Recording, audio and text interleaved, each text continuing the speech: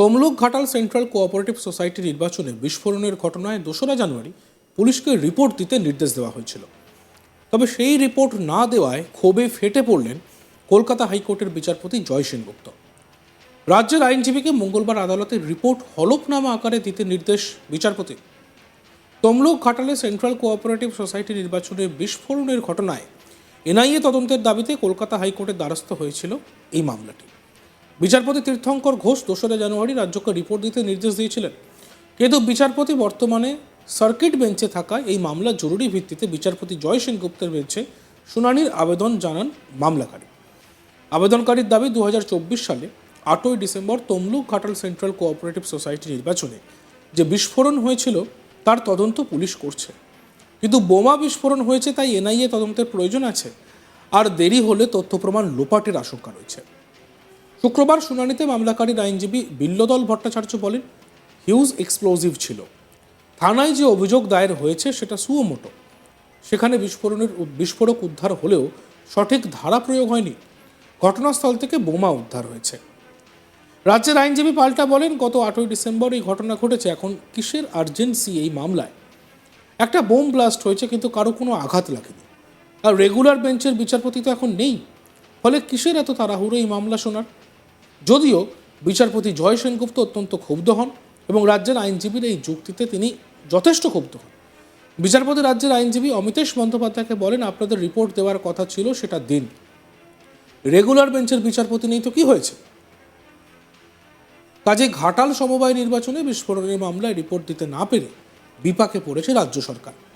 আর এই বিষয়ে আমাদের প্রতিনিধি মানুষ নস্করের একটি প্রতিবেদন আমরা দেখব। তমলুক ঘাটাল সেন্ট্রাল কোঅপারেটিভ সোসাইটির নির্বাচনে বোমাবাজির ঘটনায় এনআইএ তদন্তের দাবি নিয়ে কলকাতা হাইকোর্টের দ্বারস্থ হয়েছিলেন ওই এলাকার বিজেপি নেত্রী মামনি জানা।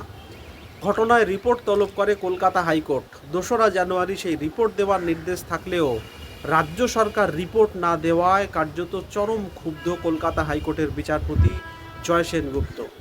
রাজ্যের যুক্তি, এই মামলা দায়ের হয়েছিল বিচারপতি তীর্থঙ্কর ঘোষের একক বিচারপতির বেঞ্চে। তিনি বর্তমানে সার্কিট বেঞ্চে কাজে ব্যস্ত। সেই বিচারপতি আসলে পরবর্তীতে রাজ্য রিপোর্ট দেবে। তাতেই ক্ষুব্ধ বিচারপতি জয় সেনগুপ্ত তিনি রাজ্যের আইনজীবীর উদ্দেশ্যে বলেন, রাজ্যকে 2রা জানুয়ারি রিপোর্ট দেওয়ার নির্দেশ ছিল, রাজ্য সেই রিপোর্ট কেন দেয়নি? সেই রিপোর্ট কই? আগামী মঙ্গলবার ফের এই মামলার শুনানি রেখেছেন বিচারপতি এবং ওই দিন রাজ্যকে রিপোর্ট দিতে হবে আদালতে। প্রসঙ্গত 8 ডিসেম্বর তমলুক ঘাটাল কোঅপারেটিভ সোসাইটির নির্বাচন ছিল। নির্বাচনের দিন এলাকায় ব্যাপক বোমাবাজি করা হয়, বিজেপি নেত্রী মামনি জানার ওপরে হামলা করা হয়, বোমা মারা হয় এবং তিনি আক্রান্ত হন বলে অভিযোগ ওঠে। একই সঙ্গে ওই দিন এলাকায় 2জন যুবককে সন্দেহজনকভাবে ঘুরতে দেখা গেছে এবং মামনি জানার দাবি তার বাড়ি লক্ষ্য করেও তারা বোমা মারার চক্রান্ত করেছিল। তার বাড়ির আশপাশে ঘুরতে দেখা গেছিল ওই যুবকদের, যদিও পরবর্তীতে তারা চম্পট দেয়। কিন্তু এলাকা থেকে পরদিন ওই এলাকা থেকে ব্যাগ ভর্তি তাজা বোমা উদ্ধার হয়। এই ঘটনায় এনআইএ তদন্তের দাবি জানিয়েছিলেন মামনি জানা। তার কারণ তাদের দাবি ছিল যে রাজ্য পুলিশ এই ঘটনায় সেইভাবে নিরপেক্ষ তদন্ত করবে না এবং ইতিমধ্যেই প্রায় 1 মাস হয়ে গেছে, ফলে এখনও যদি তদন্ত হস্তান্তর না করা হয় তাহলে তথ্য প্রমাণ লোপাট হতে পারে। সেই ঘটনায় দ্রুত যাতে এনআইএ তদন্তের নির্দেশ দেওয়া হয় তার আর্জি জানিয়েছিলেন মামনি জানার তরফে আইনজীবী বিল্লদল ভট্টাচার্য। সেখানেই যেহেতু বিচারপতি তীর্থঙ্কর ঘোষ তিনি নেই, তার জন্য জরুরি ভিত্তিতে বিচারপতি জয় সেনগুপ্তর বেঞ্চে এই মামলা শুনানির জন্য আবেদন জানান তারা। বিচারপতি জয় সেনগুপ্ত মামলাটি শোনেন, কিন্তু রাজ্যের তরফে আইনজীবী যুক্তি দেন যে গত 8 ডিসেম্বরের ঘটনা, এত আর্জেন্সি কোথায় বা এত তাড়া কিসের? এতেই চরম ক্ষুব্ধ হন বিচারপতি জয় সেনগুপ্ত। তিনি বলেন, আপনাদের 2রা জানুয়ারি রিপোর্ট দেওয়ার নির্দেশ ছিল, আপনাদের সেই রিপোর্ট কই? তাতে রাজ্যের আইনজীবী জানান যে তারা পরবর্তীতে রিপোর্ট দেবে। তারপরেই বিচারপতি নির্দেশ দিয়েছেন আগামী মঙ্গলবার অবশ্যই রাজ্যকে রিপোর্ট দিতে হবে। ওই দিন ফের শুনানির জন্য রেখেছেন বিচারপতি মামলাটি। প্রসঙ্গত মামুনি জানা তার তরফে আইনজীবীর বক্তব্য ছিল যে এলাকায় ব্যাপক বিস্ফোরক উদ্ধার হয়েছে, ব্যাগ ভর্তি তাজা বোমা উদ্ধার হয়েছে এবং বিজেপি নেত্রীকে উদ্দেশ্য করে বোমা ছোড়া হয়েছিল। তিনি আক্রান্তও হন, তার বাড়ির ওপরে হামলা হতে পারত। এই ঘটনায় রাজ্য দেরি করার চেষ্টা করছে রাজ্য পুলিশ, যাতে তথ্য প্রমাণ নষ্ট করা যায়। সেই জন্যেই রাজ্য এই ঘটনায় যাতে ডিলে করা যায় বা সময় নষ্ট করা যায়, তথ্য প্রমাণ নষ্ট করা যায়, সেই চেষ্টা চালাচ্ছে। বিচারপতি জয় সেনগুপ্ত রাজ্যের কাছে নির্দেশ দিয়েছেন রাজ্যের আইনজীবীকে আগামী মঙ্গলবারের মধ্যে রিপোর্ট দিতে হবে।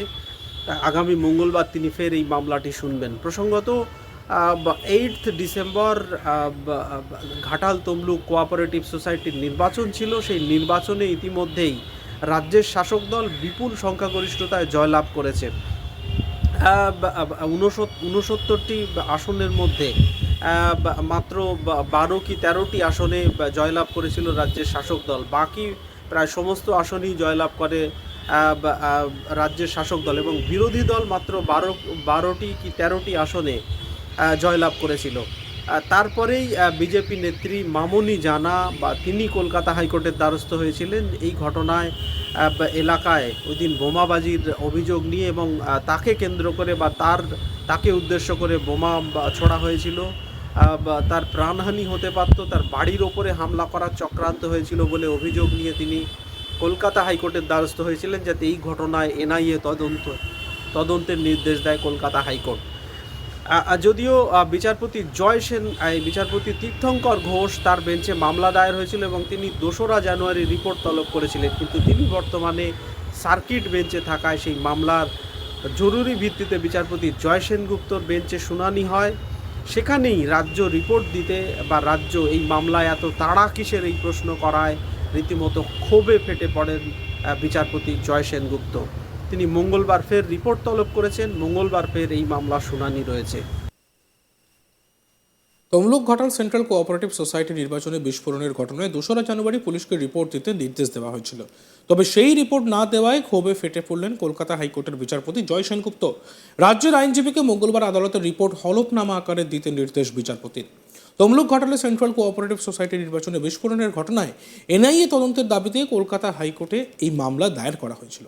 বিচারপতি তীর্থঙ্কর ঘোষ 2রা জানুয়ারি রাজ্যকে রিপোর্ট দিতে নির্দেশও দিয়েছিলেন, কিন্তু বিচারপতি বর্তমানে সার্কিট বেঞ্চে থাকায় এই মামলা জরুরি ভিত্তিতে বিচারপতি জয় সেনগুপ্তের বেঞ্চে। দেখতে থাকুন আজ তাক বাংলা। আমাদের এই ভিডিও ভালো লাগলে লাইক করবেন, কমেন্টস করবেন, শেয়ার করবেন এবং সাবস্ক্রাইব করতে অবশ্যই ভুলবেন না।